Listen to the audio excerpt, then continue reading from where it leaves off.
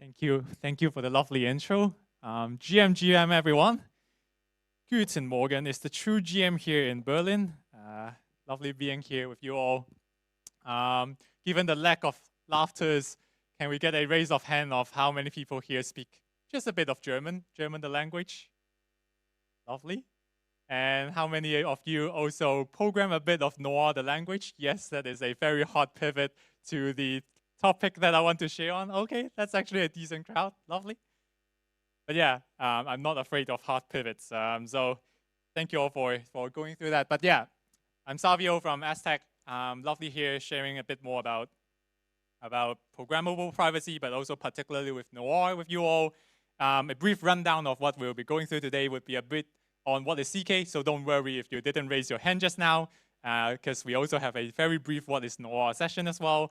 And then we will take a very lovely glimpse into the Noirland on what's happening with the language, what have people been building with it. Hopefully an exciting journey for you all. But starting off, what is ZK to begin with? If you are getting back home after today, just remember, a bottle of beautiful ZK proofs is actually in my hand right now. We'll go through how, but by formal definition, ZK, what we will normally refer to it as zero knowledge proofs. It's basically computation plus proving plus hidden inputs. We'll go through them one by one, so don't worry too much about it. But what we are usually used to would be pure computation. This is what you do on running your programs, written in Python, written in Rust. You're simply computing, for example, 1 plus 1 equals 2. And then zero knowledge proofs, the proofs part is that you don't only just compute, but you're also proving what you want to compute as well. And the zero knowledge part is that you can prove about it without reviewing all the inputs, without reviewing all the information that you feed into the program to begin with. And that makes a zero knowledge proof. Basically proving things without reviewing everything. You might still be thinking at this point, what on earth does that mean? Or for the lovely German-speaking community, what is happening here? But back to the example of a bottle of beautiful zero knowledge proofs. This is a basic, typical workflow of how a zero knowledge proof goes through things. First, you have an input. You have an input towards your program, and then there's the prover person and the verifier person that interacts between the proof. The prover basically takes the inputs, bring it into some computation, and then brings it to some proving operation, which outputs a proof that then gets passed to the verifier, which does the verification. And in this case, a bottle of Coca-Cola is the zero knowledge proof itself. And what it actually proves is that Coca-Cola has a recipe behind it, a secret Coca-Cola recipe of the beautiful bottle of drink that you get every day. Well, hopefully not every day, but that is basically the zero knowledge proof pipeline. It's a proof of a recipe that you don't want to reveal to the world, but once you get the chance to taste a bottle of Coca-Cola or maybe many bottles of Coca-Cola, you kind of know that Coca-Cola has a recipe to consistently produce that proof to you. And what does that relate to Noir? Like, what is Noir to begin with to have anything to do with zero knowledge?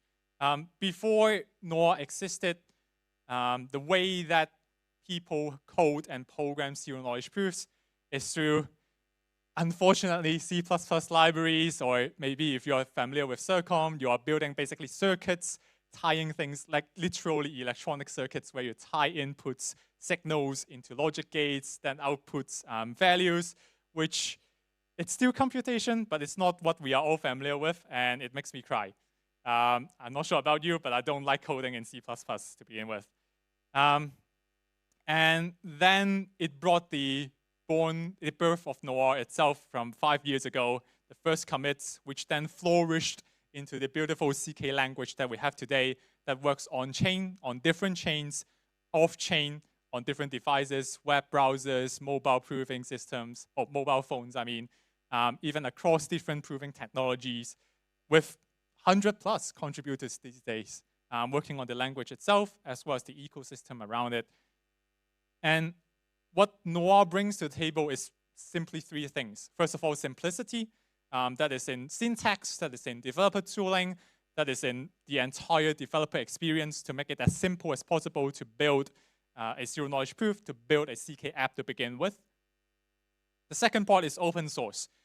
It means permissive access to building zero-knowledge proofs. You don't need to pay a price. You don't need to get permission, get whitelisted to start building. It also means credibly neutral. We try our best to decentralize as well as make it as neutral as possible as a public good for people to use to build CK proofs. If you don't like it, you can always fork it as well. That's the beauty of open source. And the third value that Noir brings to the table is universal. As I mentioned, working across different chains, even off-chain, and also web-friendly to begin with, for everyone to build the CK app that they are imagining for. And so the language itself evolved into a beautiful one with unsigned integers, with signed integers, but also with, it's behind the screenshot itself, but with a lot of different language features that you are used to in a general purpose programming language, traits, control flows, etc. It also comes with a great suite of libraries, not just by us, the moderately sized contributing team, but also the much bigger Noir community that we have today, all the way from data types to maybe even storage proof libraries if you want to do something fancy. And it also comes with great tooling, VS Code support, debugger, Noir.js packages for you to deploy on a web app to begin with. So a lot of beautiful tooling as well. And of course, at the end of the day, the beautiful community that we both have here, but also joining us online or perhaps joining us async online as well, that works on Noir, curious about Noir, and always building with Noir. So talking a lot about the things behind Noir or what Noir is, let's dive into what people have been building with Noir.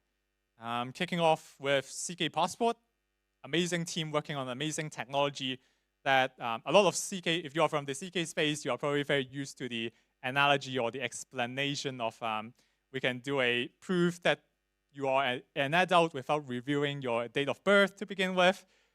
Turns out it's a very challenging problem, but when you factor in the many different countries with the many different identification and passport technology that they each choose to adopt, but the ZK Passport team is doing an amazing job to support a lot of different countries at this point to actually generate a proof of your passport, a proof of your age, a proof of your country, for example, a proof of even your name.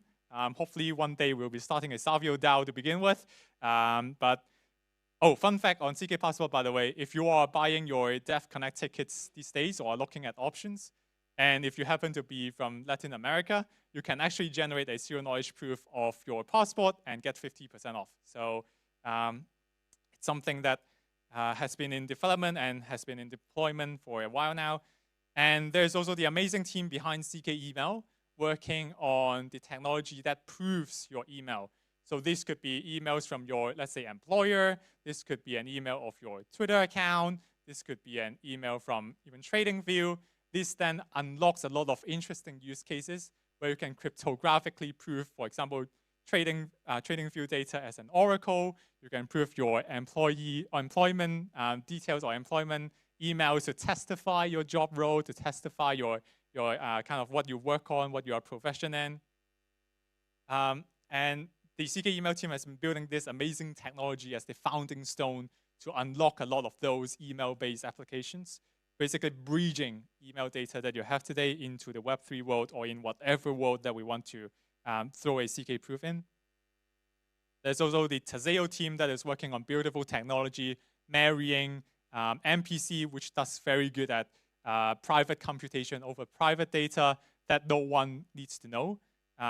We will go through a bit on perhaps some of the applications later, but marrying that MPC technology with zero-knowledge proofs to cryptographically attest to those operations and to cryptographically compose those beautiful private computations with all the other ZK apps or with all the other even normal apps if you throw a verify in to tie those two technologies together.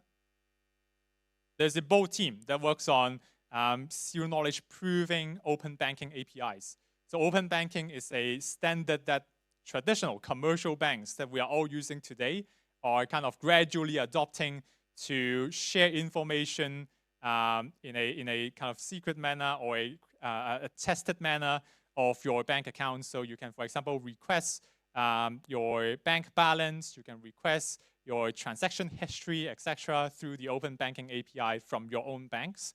And what the both team is trying to do is to do a zero-knowledge proof of those specific requests without reviewing all the information behind. That means, for example, if I am able to prove my transaction to a certain, let's say, on Ramper that is available on chain, with that proof alone, I can already claim, for example, the USDC that I'm trading for through an off-chain channel, and that builds a pretty minimally trusted on-ramping, off-ramping system through the boat initiative itself. And then there's the Open Bands team that is working on CK Glassdoor. So it brings the beauty of CK JWTs, that is login credentials from your Google account, for example, Apple account, etc. And it also brings together CK emails that we mentioned just now. And you can cryptographically prove that you work for a particular company, at what salary, if you want to review that. And at the same time, you don't necessarily need to review who you are within the company, while you get a very trustable or very verifiable proof that attests to your salary range, that attests to your role in the company, and you can review the company itself without, well, a big problem for Glassdoor itself is people can either post very permissionlessly, but then there's very little verification about their actual role and what they're actually doing in the company. If they stricten things up, then the hurdles or the verifications that users have to go through to actually make a post on Glassdoor would be immense. And with cryptography, that kind of minimizes that barrier without trading off the trusted assumption or trading off the reliability of the information that people post on the platform itself. And speaking of posting things, StealthNote is a project that works on zero-knowledge proving your email or your login credentials so that you can post a message without revealing who you are from that particular organization. That was definitely not me trashing about Linux 2 minutes before capturing the screenshot itself, but basically you can privately post certain thoughts or certain things without revealing who you are. This could be for fun trash poses, but also perhaps if you think about journalism, this could be a very good way to whistleblow as well without necessarily reviewing who you are within the company. And the mobile proving team is actually working on mobile proving with Noir, and they have recently come together with the proof of concept of mobile proving StealthNote that we mentioned just now fully on mobile. So it's amazing that we're now not only able to do Noir proofs on web browsers, but also can do it on mobile phones where most, if not all people, hopefully love. And posting things is not only limited to organizations as well. Anon World is working on a social platform where you can post things based on your token ownership. So for example, this particular forum that they have is a forum that you can only post if you own a certain amount of Ethereum. So it attests to, if you look closely, you can see some of the posts actually shows like this person owns 2+ ETH, the next person actually owns 4+ ETH, but not necessarily reviewing how many ETHs they own, and definitely not like which address that's that tied to. And this gives you the flexibility to post with skin in the game, but not necessarily revealing who you are. And then there's also the beautiful team at CK Poke that works on social with Noir through signaling the intention that you want to connect with some person. It could be evolving into a dating app, it could be evolving into a business application, but basically what it does is that you can share some information about yourself before actually connecting with the person. So for example, you can share your first name, but not your last name. You can share about your hobbies without what, for example, maybe your religion. You can share about which country you are based in, but not necessarily the city.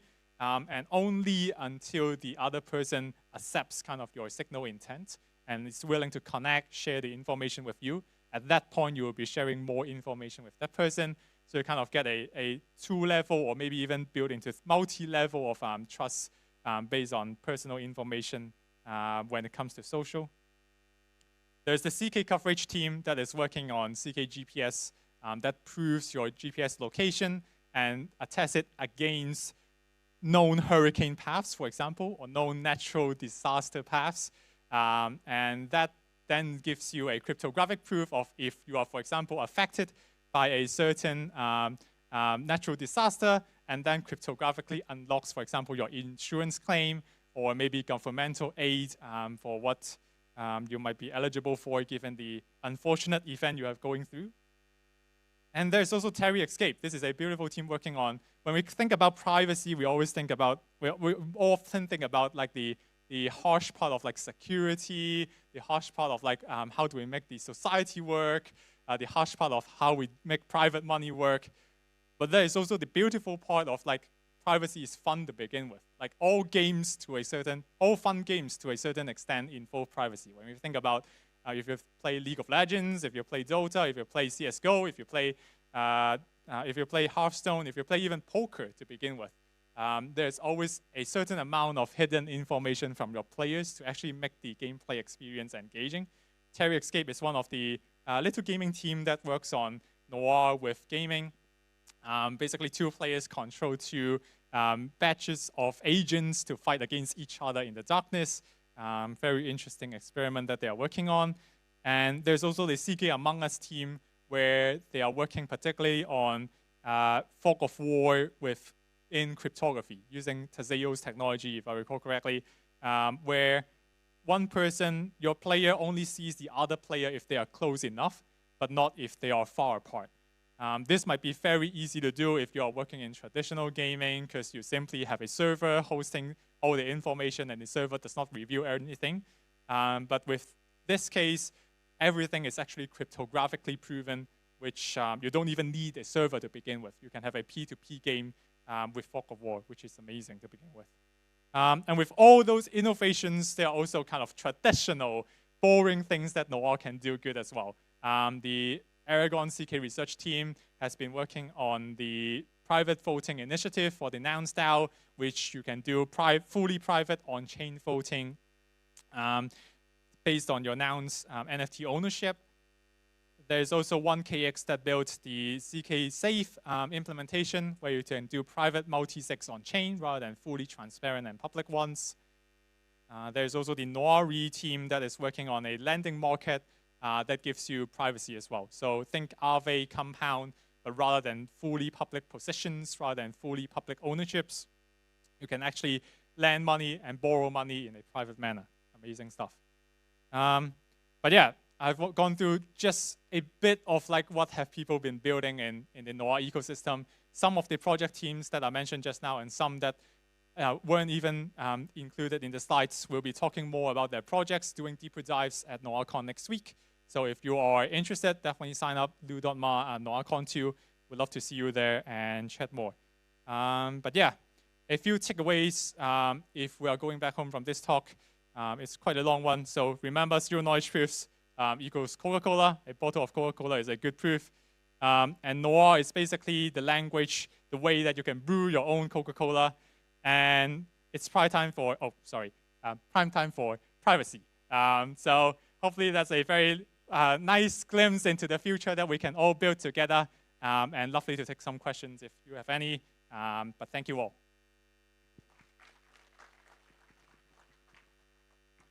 Thank you very much, Savio. We got a couple of questions. So yeah, let me kick this off here. First, what are the current limits of the Noir language? For example, the size of inputs, expected latency, and so on. Thank you. So when we think about zero knowledge proofs, usually the limitations would come from the overhead versus normal computation. And it, of course, depends on what you want to do particularly. But if you are wanting to, for example, port an entire RISC-V architecture into ZK, that's what most ZK VM teams are doing. You can see a very immense computation overhead. But for a lot of simpler use cases, for example, the ones that are highlighted just now, like ZK Passport, ZK Email, etc., those are fully provable, for example, within seconds on your mobile phone. So it took a lot of impressive work from the teams, but we are already there if you want to ship something meaningful in production in terms of performance. And in terms of limitations specifically, the limitation is simply your hardware. If you have better hardware, then you can run more things. If you have less hardware, you can run less things. But with the tech stack itself, there's no like hard limitation of what you can do. Perfect. Okay, we got another one here. Are you planning to support more backends than Berg soon? And yeah, in terms of docs and tooling and so on. Yeah, that's a very good question.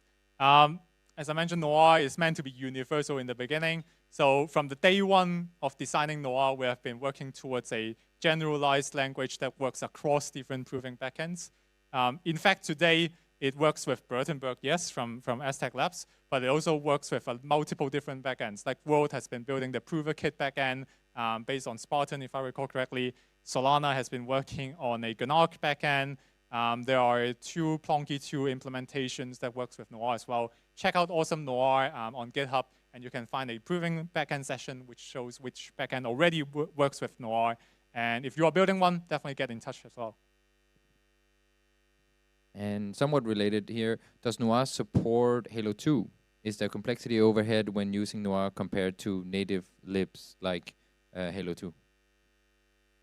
That's also a very good question. There was a Halo 2 proving backend implementation that works with Noir. I think it's outdated right now given the lack of kind of interest in continuing the development itself. But yes, it works. Short answer is it works. The long answer is it needs more work to get it working. And so far, the last question. Yeah, you can still ask one while this one is being answered, but when enums? Oh, that's from a good Noirian here. Follow the GitHub issue is what I would recommend, and stay tuned from there. If you want to PR, we welcome PRs as well. It's an open source project. We can all contribute.